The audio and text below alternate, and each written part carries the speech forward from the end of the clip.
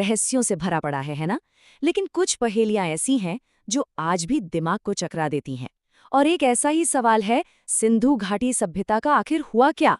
चलिए आज इसी महान रहस्य की परतों को खोलने की कोशिश करते हैं।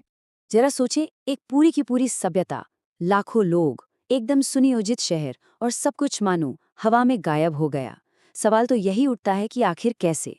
आइए एक जासूस की तरह इस पुरातत्वीय गुत्थी को सुलझाते हैं। देखिए, अपने पतन से पहले हड़प्पा सभ्यता कोई ऐसी वैसी बस्ती नहीं थी। ये तो कांस्य युग की एक सुपर पावर थी। इनके शहर एकदम आज के मॉडर्न शहरों की तरह ग्रिड पैटर्न पर बसे थे। इनके पास उस जमाने में एडवांस्ड ड्रेनेज सिस्टम था, स्टैंडर्ड वजन और माप थे, और इनका व्यापार मेसोपोटामिया से लेकर सेंट्रल एशिया तक फैला हुआ था। लगभग 50 लाख लोगों का घर। ये वाकई एक विशाल साम्राज्य था। और फिर लगभग 1900 ईसा पूर्व सब कुछ थम गया। वो चहल पहल वाले शहर एकदम सन्नाटे में डूब गए। व्यापार के रास्ते बंद हो गए, गलियां वीरान हो गईं, और देखते ही देखते एक महान सभ्यता धूल और वक्त की परतों के नीचे कहीं खो गई। तो आखिर हुआ क्या था? अब वक्त है सबूतों की तह तक जाने का। इसे एक तरह से आर्कियोलॉजिकल क्राइम सीन ही समझिए, जहां हमें धूल में दबे सुरागों को जोड़कर कहानी का सिरा पकड़ना है। तो हमारी पड़ताल का पहला संदिग्ध कौन है? विदेशी हमलावर।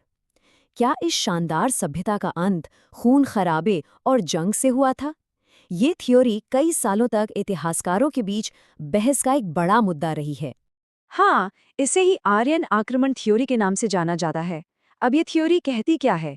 इसके मुताबिक उत्तर से कुछ इंडो आर्यन कबीले आए, उन्होंने हड़प्पा के शहरों पर हमला किया, उन्हें जीत लिया और बस इस महान सभ्यता को खत्म कर दिया। लेकिन क्या सबूत इस कहानी को सपोर्ट करते हैं? देखिए, मामला थोड़ा पेचीदा है। एक तरफ कुछ पुराने वैदिक ग्रंथों में लड़ाई झगड़ों का जिक्र मिलता है, पर दूसरी तरफ जब जमीन की खुदाई हुई तो सबूत कुछ और ही कहानी कहते हैं। ना तो बड़े पैमाने पर हथियार मिले, ना ही जले हुए या तबाह हुए शहर, और ना ही कोई सामूहिक कब्रें। मोहनजोदाड़ो में कुछ कंकाल जरूर मिले थे, पर उन पर भी हिंसा के कोई निशान नहीं थे। तो अगर हमलावर मुजरिम नहीं थे तो फिर कौन था? चलिए अब नजर डालते हैं हमारे दूसरे संदिग्ध पर, और वो है क्लाइमेट चेंज यानी जलवायु परिवर्तन। क्या कोई बहुत बड़ी प्राकृतिक आपदा इस तबाही की वजह बनी? क्लाइमेट चेंज थ्योरी ये कहती है कि इस सभ्यता का अंत किसी तलवार से नहीं, बल्कि प्रकृति के बदलते मिजाज से हुआ। धीरे धीरे मॉनसून का पैटर्न बदलने लगा, नदियां सूखने लगी, और इसने उस खेती बाड़ी को ही तबाह कर दिया जिस पर पूरी सभ्यता टिकी हुई थी। और जाहिर है, जब पेट भरने के लिए अनाज ही नहीं बचेगा तो शहर कैसे आबाद रहेंगे? और इस थियरी के पक्ष में सबूत भी काफी मजबूत हैं। जियोलॉजिकल डेटा दिखाता है कि उस दौर में मॉनसून वाकई कमजोर पड़ गया था। सैटेलाइट तस्वीरों से ये भी पता चला है कि जीवन देने वाली घग्गर हकरा नदी भी सूख गई थी। लेकिन यहाँ भी एक पेंच है।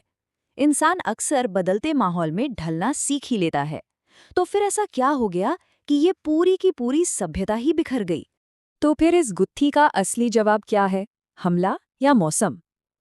शायद जवाब इन दोनों में से कोई एक नहीं है, बल्कि इनके बीच में कहीं छिपा है। आज के ज्यादातर एक्सपर्ट्स अब एक नई और ज्यादा कॉम्प्लेक्स थ्योरी पर सहमत हैं।